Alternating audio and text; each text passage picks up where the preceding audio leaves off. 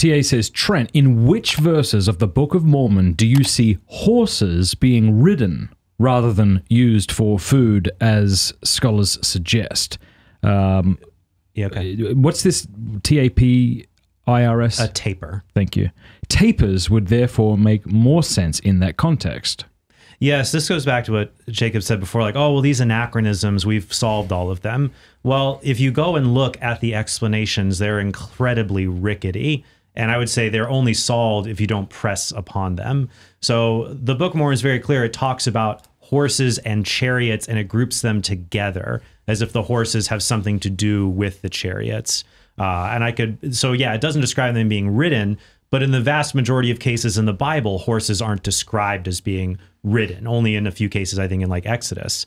But the fact of the matter is, it's a weird thing to take from it. Oh, they don't, whoever the original writer was, he couldn't just refer to this thing as a pig, for example. That's what a tapir resembles more like than a horse, because you think of a horse, you think of something that can be ridden. What's a chariot? It's something that pulled.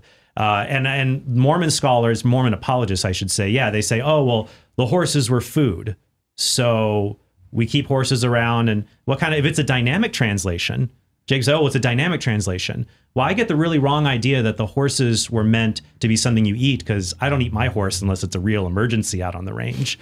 And the chariots, oh, well, that's actually a litter that's human beings would carry, because obviously in Mesoamerica, there are no roads for chariots to ride on. The terrain's too steep.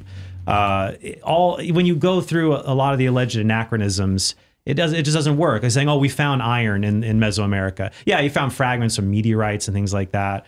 But I didn't want to rely on the case too much. But I would say that anachronisms of the Bible, they're just not the same. Like camels in the time of Abraham could be Bactrian rather than dromedary. That's a lot different than confusing a tapir with a horse. So it's funny. Trent might think we just made this up.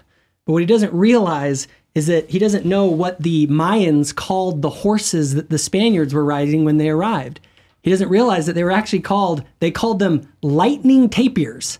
That's what the actual people in the ancient Americas called the horses that arrived with the Spaniards. So it wasn't just some made up thing. Now, the reality is that when you're doing a dynamic translation, you're trying to convey a particular idea, and it's not implausible to do that. For instance, a hippopotamus is known as a water horse in some languages. So again, this is called loan shifting. This is already something that happens. And when he talks about any of the archaeological stuff, there's a problem, because deserts preserve things.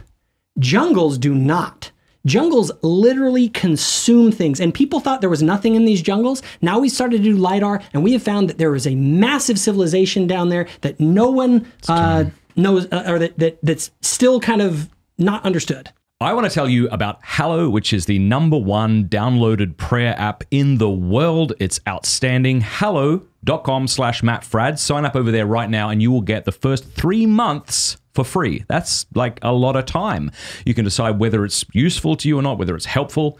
If you don't like it, you can always quit. Hallow.com/MattFradd. I use it. My family uses it. It's fantastic. There are over 10,000 audio guided prayers, meditations, and music, including my lo-fi. Hallow has been downloaded over 15 million times in 150 different countries. It helps you pray, helps you meditate, helps you sleep better. It helps you build a daily routine and a habit of prayer. There's honestly so much excellent stuff on this app that it's difficult to get through it all. Just go check it out. Hallow.com/MattFradd. The link is in the description below. It even has an entire section for kids. So if you're a parent, you could play little Bible stories to them at night. It'll help them pray. Fantastic. Hallow.com/MattFradd.